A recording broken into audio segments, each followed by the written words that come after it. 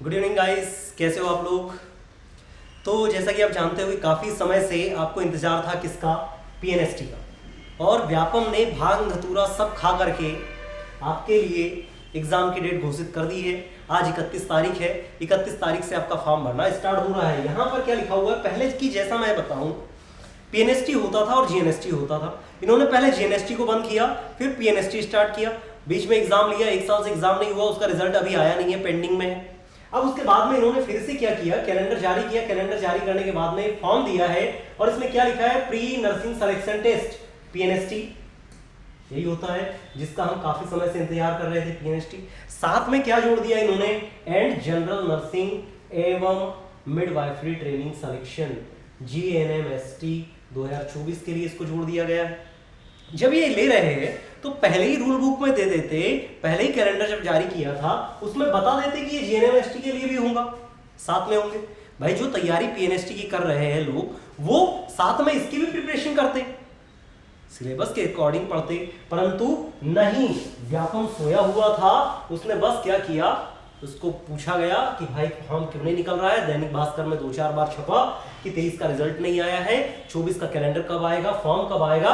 जल्दबाजी में क्या किया, उसने नोटिफिकेशन निकाल दिया, फॉर्म की डेट दे दी। अब फॉर्म की अगर मैं बात करूं कि फॉर्म भरने की तिथि स्टार्ट कब से हुआ है, तो आज की तारीख है 31/7/2024 से फॉर्म स्टार्ट हो रहा है। और आप भर कब तक सकते हो, 14/8/2024, सॉरी 14/8/2024, 14 तारीख तक आप भर सकते हो, रात 12 बजे तक।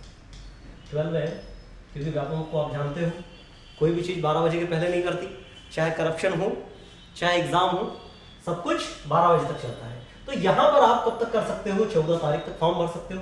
उसके बाद में यदि आपने नाम में मिस्टेक कर दिया है, डेट ऑफ बर्थ में मिस्टेक कर दिया है, फॉर्म में ऐसा कुछ डाल दिया है जिसके डॉक्यूमेंट आपके पास में उपलब्ध नहीं है, तो व्यापम या ईएसबी एग्जामिनेशन सिलेक्शन बोर्ड की अगर बात करूं तो उन्होंने आपको एक समय दिया है 19 तारीख तक, 19 अगस्त। तब तक आप क्या कर सकते हो, फॉर्म को संशोधित कर सकते हो, अपनी डिटेल को सही कर सकते हो। उसके बाद में मैं बात करता हूं परीक्षा का दिनांक व दिन की, कि पेपर कब होगा आपका। तो जैसा कि अभी आपने कहा कि 31 तारीख से स्टार्ट हो रहा है, 7 तक आपका 14 तक फॉर्म भराया जाएगा। इसके बाद में पेपर कब ले रहे हैं, 1 महीने बाद में। भैया 14 तक फॉर्म भरा रहे हो, 15 दिन कैंडिडेट को पढ़ने के लिए दे रहे हो, 15 दिन में कैंडिडेट क्या पूरा रिवीजन कर लेगा क्या, थोड़ा सा सोचना चाहिए था। आपने सडनली इधर एग्जाम डेट घोषित की और आने वाले समय में आपने एग्जाम ले लिया। ये जो कैंडिडेट पहले से पढ़ रहे हैं, ये थोड़ा सा क्या है, गलत है। एटलीस्ट 1 या मैं कहूँ कि 1 से 1.5 महीने का उनको समय मिलना चाहिए था। उसके बाद में यहाँ पर देखिए कि पेपर कब होगा, 4 एवं 5 सितंबर को होगा, दिन लिखा हुआ है बुधवार और गुरुवार को होगा। अब यहाँ पर बात करते हैं फीस वगैरह कितनी क्या रहेगी। अगर आप जनरल कैटेगरी से आते हो तो 400 रुपये रहेगी, और अगर आप मध्य प्रदेश के मूल निवासी और अगर ओबीसी ईडब्ल्यूएस में आते हो, एसटी/एससी में आते हो, तो आपको कितनी फीस देना है, 200 रुपये देना है। पोर्टल चार्ज वगैरह आपको मिल जाएगा। ये सब जानकारी गाइस आपको नेट कैफे से भी मिल जाएगी। जो मेन चीज हम जिस पर वीडियो बनाना चाह रहे हैं उसको थोड़ा समझते हैं। प्रथम पाली द्वितीय पाली जो 2 दिन पेपर होंगे उसकी डेट दी गई है, 9 से 11 में होगा, 2 से 4 में होगा। अब मैं आपको लेकर के चलता हूँ पेज नंबर 7 पे, या यहाँ पर हम थोड़ा सा देख लेते हैं।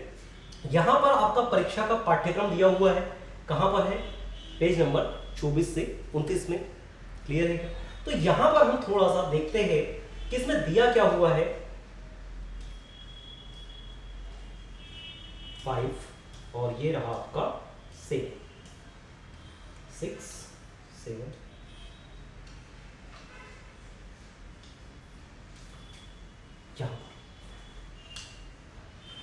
थोड़ा सा गाइस इसको समझिएगा।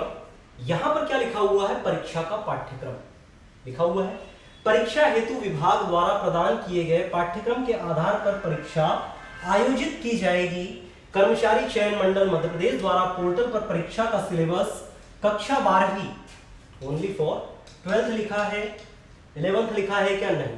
एमपी बोर्ड, मध्य प्रदेश में तो एमपी बोर्ड ही होगा, सीबीएसई होगा क्या, नहीं। एमपी बोर्ड जिसमें भौतिक विज्ञान कितने नंबर की है, 20 नंबर की है। जीव विज्ञान कितने नंबर की है, बायोलॉजी आपकी 20 नंबर की है। रसायन विज्ञान कितने नंबर की है, केमिस्ट्री आपकी 20 नंबर की है। उसके बाद में सामान्य ज्ञान कितने नंबर का है, 20 नंबर का है। उसके बाद में अंग्रेजी कितने नंबर की है, 20 नंबर की है। कितने बार 20 हो रहा है गाइस, अपन देख लेते हैं। 1 2 3 4 5 बार अगर आप 20 से मल्टीप्लाई करोगे तो होगा कितना, 100। मतलब इतने इतने नंबर के होंगे, 100 क्वेश्चन हो जाएंगे, 100 नंबर का पेपर हो गया आपका। क्लियर? यहां पर समझिए। अब ये कौन बोल रहा है? ईएसबी। ये किस लिए बोल रहा है? भांग धतूरा खा करके आया है, तो लगता है शाम में शराब वगैरह पी ली और सुबह आकर के क्या कर दिया, नोटिफिकेशन जारी कर दिया 5 बजे। इसको देखते हैं। अब आगे चलते हैं थोड़ा सा।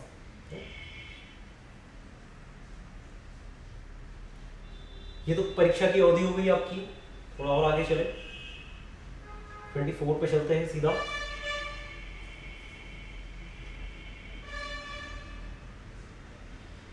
(16,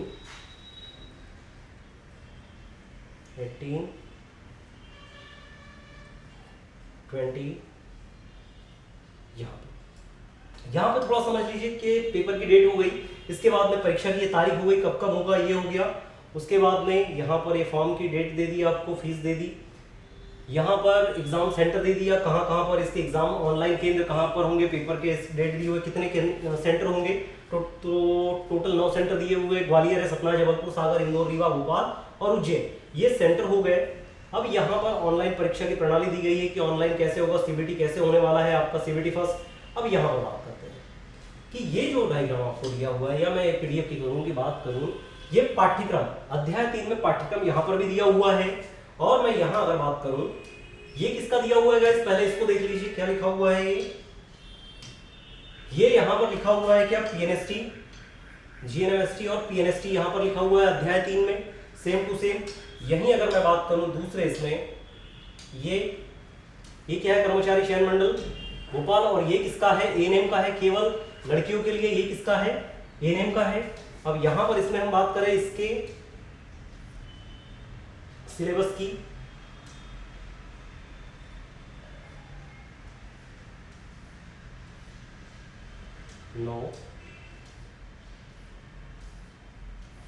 सेम है गाइस, दोनों का पेपर हो गया।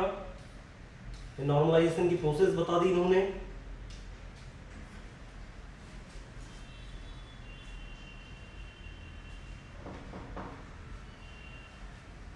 आवेदन फॉर्म भरने का बता दिया आपका, कैसा क्या फॉर्म भराया जाएगा, बैंक डिटेल आपकी। 26 पेज नंबर पे चलते सीधा अपन यहाँ पे। ये इन्होंने सेम वही कॉपी पेस्ट, इसमें भी वही सेम लिखा हुआ है, सेम उसमें भी दे दिया, इसमें भी 9 सेंटर है, उसमें भी 9 सेंटर है। ये हो गया। अब यहाँ पर बात करते हैं, ये देखिए, ये हो गया। अब आप ये देखिएगा, यहाँ पर भी क्या लिखा हुआ है, जैसा कि मैंने आपको जीएनएसटी में बताया, पीएनएसटी में बताया, अध्याय 3 वहां पर भी है, अध्याय 3 यहां पर भी है। यहां पर एएनएम लिखा हुआ है और पीएनएसटी में पीएनएम एंड पीएनएसटी, और क्या लिखा हुआ है देख लीजिए आप। एक तो ये हो गया। दूसरा अगर मैं बात करूं तो इसमें भी क्या लिखा हुआ है, सेम पीएनएसटी की जगह क्या अगर मैं लिख दूं, एएनएम अगर लिख दूं, एएनएम, तो क्या सेम नहीं होगा। यहां पर यूनिट 1 लिखी हुई है, सेम फिजिक्स का आपका 12th का सब कुछ सिलेबस दिया हुआ है, सेम यहां पर यूनिट 1, यूनिट 2, अध्याय 1, अध्याय 2 सेम इसमें दिया हुआ है पीएनएसटी में। वहीं अगर मैं बात करूं कि एएनएम में, इसको भी आप देख लीजिए, ये हो गया आपका एएनएम का यूनिट 1, अध्याय 1, यही आपको सब कुछ दिया हुआ है, सेम टू सेम, ये सब कुछ एक समान है। तो मतलब मैं ये कह सकता हूं कि एएनएम का जो सिलेबस है, जैसा नो, एएनएम का जो सिलेबस है वो सब कुछ किसका है, पीएनएसटी में भी है।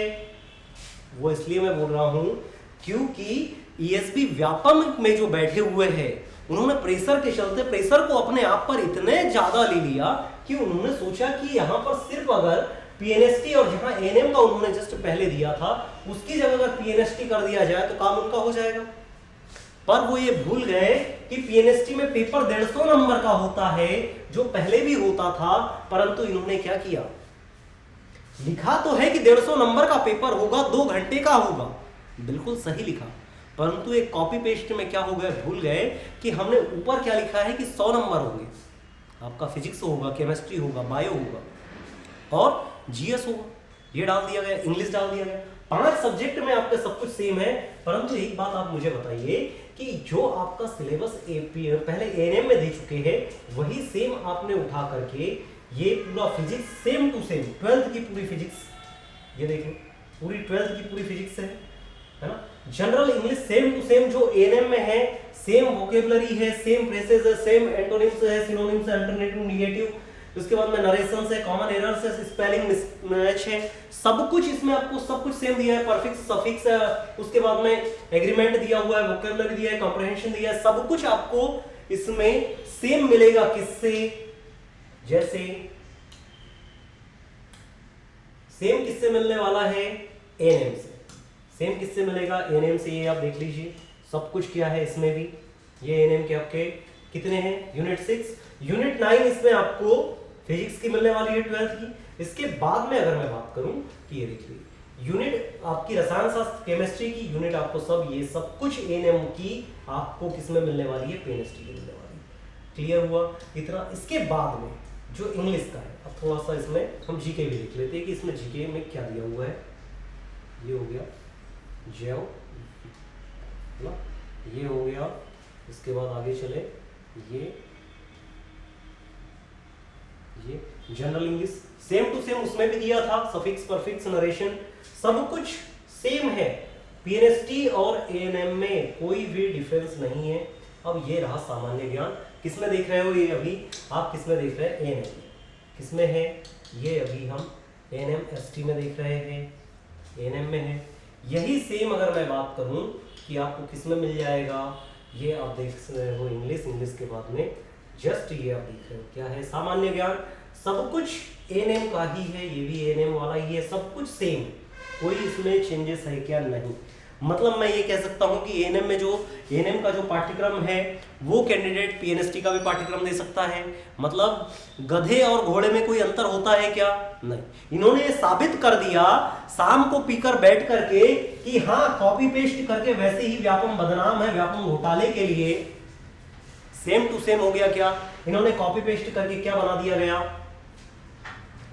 सिलेबस बना दिया गया कि बच्चों आप 1 महीने में इतना सब कुछ पढ़ो और इसको पढ़ने के बाद में क्या करो? एग्जाम दो। तो ये गलत है कहीं नहीं। मैं अभी व्यापम भी आकर के आया हूं, व्यापम में भी हमारी बात हुई तो बोले कि सिलेबस में चेंजेस हो सकता है, मे बी क्या हो सकता है? चेंजेस हो सकता है, पर वो कब तक होगा? हो सकता है एग्जाम के बाद में। अब ये 100 नंबर की जानकारी हमको दे रहे हैं एग्जाम में कि आपका 100 नंबर का पेपर होगा, क्योंकि 5 सब्जेक्ट हो रहे हैं और ये पेपर में बता रहे हैं कि 2 घंटे में, यहां पर ले लेते हैं है? ये क्या बता रहे हैं कि आपका कितने सब्जेक्ट हो जाएंगे।